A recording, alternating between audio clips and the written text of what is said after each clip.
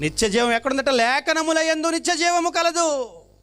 దేవుని వాక్యం నీకు నిత్య జీవాన్ని ఇస్తుంది. ఆ వాక్యం ఈరోజు నీకు వినిపిస్తుంది. మారిపో అని అడుగుతుంది. మారిపో. ఆ రోజు పిలిచాడు, రండి జలప్రళయము రాబోతుంది, రండి రండి రండి రండి రండి. ఏమన్నారు వాళ్ళు? ఏమన్నారో తెలియదు కానీ ఎవడు రాలేదు. ఎవరు రాలేదండి.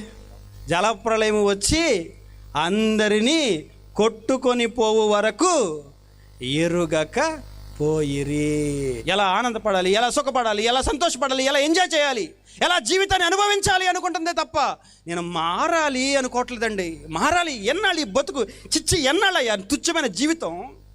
నువ్వు తాగి తూలుతూ వెళ్ళిపోతుంటే ఎంతమంది నిన్ను చూసి నవ్వుతున్నారు నీకు తెలుసా? ఎందుక అలాగా? నిన్ను చూస్తే చేతులెత్తి వందనాలు చెప్పాలి. గౌరవంగా బ్రతుకు.